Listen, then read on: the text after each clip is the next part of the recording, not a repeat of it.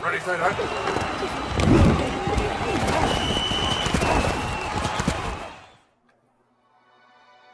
Good morning, Fumble fans. I am super refreshed. I got last weekend off. They had to work still, but I had it off. I hope you guys missed me though. Welcome to the Weekend Zone. I'm Britt Johnson. You guys can follow me on all social media at I am Britt. It's your boy Chris. You can find me everywhere at CK2K. What's up, everybody? It's your girl, Jackie Ray. You can follow me everywhere at JRay the Fanatic. Can I really quick say happy birthday to my mom? Today is her birthday. Hey! I'm actually in Denver. Right? Yeah. Yeah. So I am in Denver. I'm ready to sing that song with the family. So. Chris sung for your mama. He's never. He did. Yeah, we've heard so many stories, man. I feel like we know her. Right. All right, guys. Well, speaking of stories, I'm about to start you guys off with one from Reddit because they are really good with that. Our first honorable mention today. So a Redditor basically found some random fact or made up fact. Okay, it's on Reddit. He made up some random thing that said every election year was basically predicted by the Colts and Bears game. So win Republican, if Bears win Democrat. So if you see here in 2014, Colts won. So Bush actually won president. Then 2008 and 2012, Obama won, and the Bears won both of those years. And in 2016, the Colts won and Donald Trump. So according to this theory, the Colts and Bears did play last week, and the Colts won that game 19-11. So according to this theory, Donald Trump will be our president in 2020. I'm hoping this is all the way wrong. But Jackie, what are your thoughts on this one? We need to play that game over. If there's any truth to this, we just need to play that whole game over, or they need to be disqualified for whatever reason. I don't know, but we can't risk it. We can't risk it. Somebody find out we're cheating. Find out we're cheating, so they get disqualified from the game. Yeah. Oh my God, I'm nervous now. Yeah. No, super weird. Hopefully this is not true. We will find out in a month now if this is actually going to be continues on in the theme. But I hope we break this cycle now. But speaking of nervous, follow Britt's shirt. Follow Britt's shirt. Sleeping. Show him, right. Britt. Show him your shirt because it's very important that they see that. Yes. Okay, save us. And we proved the Colts wrong. It's a complete sentence, just vote it. But being nervous, somebody is nervous to sleep in their own bed now because of a football game or what happened after the game. So we know Monday Night Football, Patrick Mahomes and Stephon Gilmore had a little bit of talk, after the game or whatever. And then shortly after, Gilmore tested positive for COVID, and this is coming after his teammate Cam Newton had tested positive for COVID over the weekend, which is why he didn't play on that football game. So everyone, of course, was up in arms about Patrick Mahomes, and is he going to get it because he is, the golden child of the NFL. But he's not worried about himself as much as he is worried about his fiance and future baby.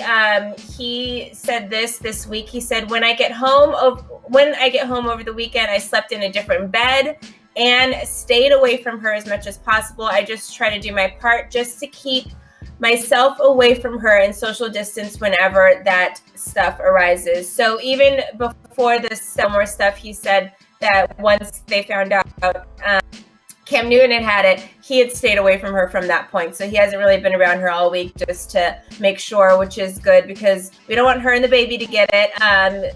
Chris, would you have done a similar thing in this instance? Because you have a lady and right. And it's crazy because we were talking about this over the week, just being self-aware. So 100% agree with Patrick Mahomes in this situation for sure. Even though he might come out and might not even end up getting it regardless, just because of the situation, because of, being prepared and staying ahead of the situation. Like, I 100% would have done the same thing. And hats off to Patrick Mahomes for being aware. Yeah. Having common sense. We've been talking about Common this theme. sense. What? And they got a What a house concept. where she could be on this side of the house and this side of the house. They don't never have to see each other. So a different room for them is probably really on a different floor, on a different wing of the house. Right. I think 2 they were different far enough houses. apart. Right. All right. Well, they're honorable mentions. Chris, what you got for us on Athlete Trash Talk? This week's Athlete Trash Talk is a bit different. We're starting off with the confrontation that went on in the Texans locker room before the eventual firing of Bill O'Brien. And to me, it's crazy that there had to be a confrontation for Bill O'Brien to be fired, but that's a conversation for another day. But we did hear that J.J. Watt was a big part of the revolution that happened within the Texans that turned a lot of the players against Bill O'Brien, leading to him being fired. Now, I unfortunately don't have anything from J.J. Watt being said, but there's a lot of stories of what happened in altercation, starting with this one that said Bill O'Brien got into an argument with the defensive end, J.J. Watt, and defensive coordinator Anthony Weaver on the practice field, along with verbal altercations with other staff members during his final weeks as coach and general manager. We gotta remember he was that too, before being fired, according to league sources. So basically, Bill O'Brien was just on a warpath going against everybody, knowing that his time was up. John Granado also added, a source tells me that J.J. Watt and Bill O'Brien had a heated exchange on the practice field the week of the Steelers game, in which J.J. called Bob out for his coaching ability. It began a player revolt that ended up getting Bob fired. Now, to me, this seems all like it all checks out. I just hate that it happened in week 5. I mean, it's a little bit late for them because they're 0-4 right now. But at the same time, I feel like it would definitely make sense from that trade and to see all the adjustments and how they were not playing too well in their games in these first 4 weeks. Yeah, I feel like this is definitely warranted, definitely something that should have happened. And I think J.J. Watt was definitely who we know is a very competitive guy, called him out on it, and his coach had his back. So I'd have no objections about what happened. Here, he was just trying to blame it on the defense. Let's blame it on the defense because really I messed up this offense that we should have had this season. So I'm going to put the blame on anybody but myself. I don't know how this firing didn't happen right after the trade. Like, how come this mutiny didn't happen? Right. Like, there's so many other times when this mutiny, but they're just like, nah, he'll get better. He'll get better. Take it from me. In my dating experience, that ain't never the truth. They are who they are.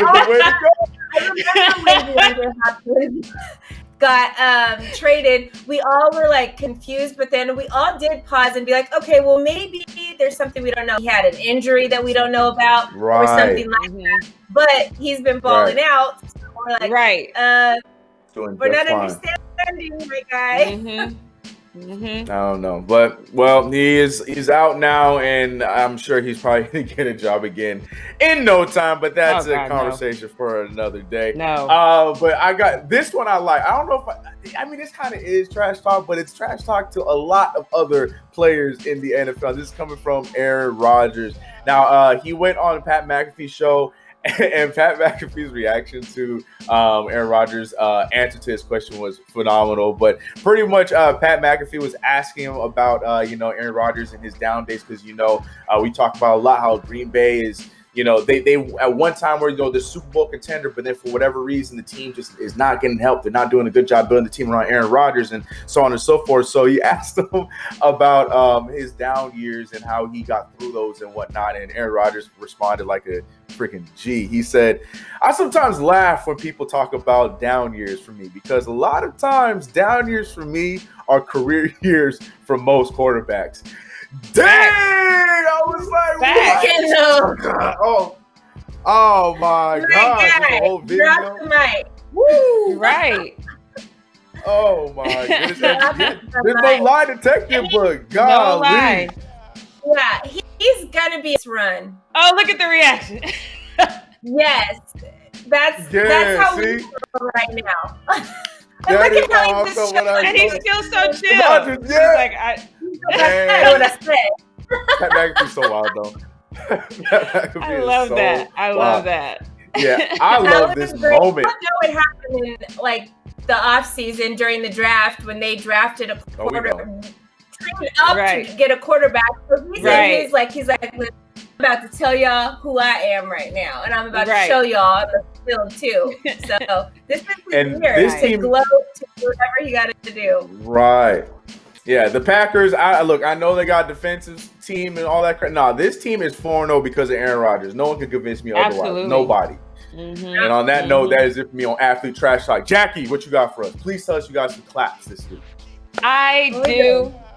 I'm doing like the slow clap here, and I'm super excited. I think this is Slow clap. And maybe it's just because, right? It's like it's not a full on applause yet, but it's just like okay. And I'm excited because Chris, somebody finally came for you. I got one. Never happened. I'm so excited. Right, that deserves a full on applause. This one says, Chris talking about team chemistry. Ah, yes, the fan of the team who Julius Randle hogs the ball and wants to send RJ Barrett back to Canada. Nets 2021 championship, cry some more. Chris, how you feeling? Wow. First of all, that's not a clapback if I agree with them. Like, everything about that was right, except for the Nets championship part. That's not a clapback at all. We could probably be buddies and drink and talk about how much we hate each other's team. But he's right about the Julius Randle thing. Yeah. Oh, man. I was so ready. I was just so glad to see your name in something. Every time I see your name, it's like, oh, hey, CK2K. Love you, man. It's like, finally. All right. Nah, but he's not wrong. He's not wrong. Most of these came from our live. This one came from our live. You guys know this guy, the honest black man. He is insane. And apparently, since I've been tear gassed, I ain't about that life. So he says, Jackie, you're not Angela Davis militant. You got to get tear gassed and beaten by police to be a rebel like Angela Davis. Okay, I can tell you right now that getting tear gassed and beat up by police is not on my bucket list. But if that's what it takes, I got other ways, like my mom used to say, use your words, my guy. So good try. Yes. This one also came from our live. I think Britt's going to love this one because he says, they call themselves commentators. Yeah. Actually, we call ourselves hosts, just fun fact. But if you want to say we call ourselves commentators, so be it. Britt, I thought was going to go in on him on that one because she's always specific as to what our titles are. Yeah, she's got nothing on this one. There's so many different realms of talking about sports. Like there's analysts, there's commentators, reporters, there's speakers, there's hosts. I don't even know if I'll consider this commentators. I thought like Mike Breen and them, they're commentators. What? Yeah, hey, I mean, by all means, my guy, sure, I'll take it. Cool. Yeah. All right, and this next one I don't understand. So, Britt, again, you're going to have to help me with this one because it says, Britt looks like a noon supervisor. Is there a specific noon supervisor? What is a noon supervisor? Is that a thing? What? Is that a thing? Like at recess or something? Maybe he's in class. That's what I'm saying. Like, that's what I'm thinking. Oh, a playground supervisor. Yeah, that's what I think. Like one of the little. Okay. Why? We called him yard duties when I was younger. Oh, God. Okay. Because I was like, what the hell is a noon supervisor? I thought the supervisor you have in the morning is the supervisor you have all day. I was confused, but okay. Jail. Is that a jail? Oh. Jail. Wait, is that a shot at us then? Wait a minute. Oh, so then we are the employees. Wait, are we on the playground? Whoa. I don't understand. I need answers. Whoa. Yeah, I need answers. Well, I don't know if it's clapped as much as it's confusion. A little sentence. Whoever you are, may God clarify. And we'll talk about it next week if we've on it. So can we get the baby clap? Because at least he confused us. That's a first for us. We have no idea. So there's levels good job. That's all I got for the comment clapbacks. All right, guys, before we get out of here, we are going to go through our games of the week. Now, technically, my game of the week would have been yesterday's game, and it was Thursday's game. It was a great game because Nick Foles beat Tom Brady yet again. 2-0. Forgot what down it was. But my game of the week for this weekend is going to be the Bills and the Titans game. Both teams are undefeated. We talked a lot about the Titans this week and their situation with, not quarantining, and they didn't know if they were supposed to and whatnot. I'm still waiting to see if this game gets canceled or not. But yes, this is going to be the game of the weekend for me. It is two undefeated teams battling out against each other. Yeah, my game of the week, and this is the first time I'm picking my team, and it is the Saints and the Chargers. But this one is just for the excitement of the game because we're seeing old school versus new school. We kind of got a taste of that last week when the same Justin Herbert played against Tom Brady. And this kid is blowing a lot of people's mind. I know he got drafted high, but a lot of people had this kid as a potential bust, and he is showing that he is anything but that. So I'm looking forward to see how he's going to play against, our Saints, our veteran-led Saints. But I think it's going to be a fun game. I think it's going to be a fireworks show. I think it's going to be crazy. Yeah, I am in Bronco country, which is the AFC West. So I'm, of course, going to go for the AFC West matchup between the Raiders and the Chiefs for no other reason than I'm in Bronco country, and the Broncos have only won one game this season. The Chiefs are undefeated. Raiders are 2-2. So I know for the benefit of Bronco country, they're hoping that the Raiders can pull this off, but I don't see it happening. But I am going to be with my mom rooting against the Raiders because it is a family tradition to hate the Raiders. So I'm going to have to go for Patrick Mahomes and the Chiefs once again. I think a lot of families have that, Jackie. All right, guys. Well, that is going to do it for the Weekend Zone for this week. You guys check us out again next weekend. Enjoy football. Let us know what you think about our picks. If you have any other games of the week you think we should check out, and we'll see you guys soon. Bye.